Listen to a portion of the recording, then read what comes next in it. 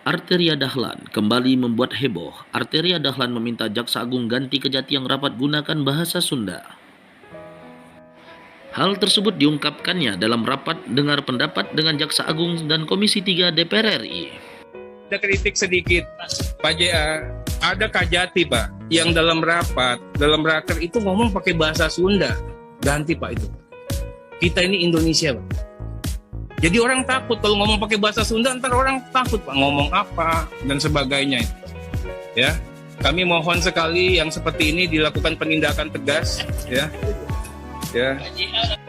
Anggota DPR fraksi PDIP TB Hasanuddin meminta rekan separtainya Arteria Dahlan bertanggung jawab atas kritik Kepala Kejaksaan Tinggi pakai bahasa Sunda dalam rapat. Itu dilakukan secara hukum dan harus bertanggung jawab atas ucapannya secara pribadi. Dan saya selaku kader PDIP sangat menyesalkan tindakan itu, kata Hasanuddin di Bandung Rabu 19 Januari 2022. TB Hasanuddin mengaku sudah berbicara langsung dengan Arteria terkait polemik ini. Menurutnya, pernyataan Arteria itu tidak mewakili sikap sesama anggota DPR dan partai. Ia pun meminta masyarakat yang kecewa tak melontarkan kritiknya ke PDIP, tetapi langsung pada Arteria. Silakan ditujukan kepada yang bersangkutan dan kami siap mendukungnya, ujarnya. Lebih lanjut, TB Hasanuddin menyebutkan banyaknya desakan dari masyarakat agar Arteria dipecat sebagai kader PDIP. Ia pun menyerahkan keputusan tersebut kepada pengurus partai.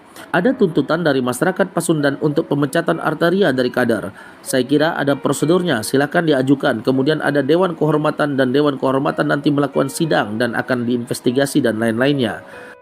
Anggota DPR dari fraksi Partai Golkar sekaligus tokoh Sunda, Deddy Mulyadi, mengeritik sikap anggota Komisi 3 DPR RI Arteria Dahlan yang meminta Jaksa Agung ST Burhanuddin mengganti seorang kepala kejaksaan tinggi yang rapat menggunakan bahasa Sunda. Deddy menilai penggunaan bahasa daerah dalam kegiatan rapat sesuatu yang wajar selama anggota rapat mengerti bahasa yang disampaikan.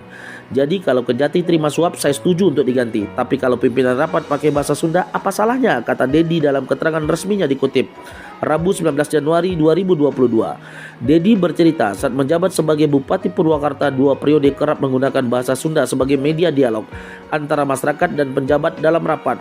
Bahkan dia pernah mencadangkan satu hari khusus seluruh warga hingga pejabat harus menggunakan bahasa, pakaian hingga menyediakan makanan khas Sunda. Deddy juga mengaku kerap menyisipkan bahasa Sunda ketika memimpin rapat sebagai Wakil Ketua Komisi 4 DPR RI belakangan ini. Justru itu malah membuat suasana rapat rileks, tidak tegang, sehingga apa yang ada di pikiran kita, gagasan kita bisa tercurahkan. Dan lama-lama anggota rapat sedikit banyak mendapat kosakata baru bahasa Sunda yang dimengerti. Karenanya, Deddy menilai tidaklah menjadi persoalan bila seorang mau menggunakan bahasa daerah maupun di Indonesia selama bisa dipahami oleh peserta rapat atau acara. Demikianlah informasi kali ini, nantikan informasi lainnya di Hafasi TV.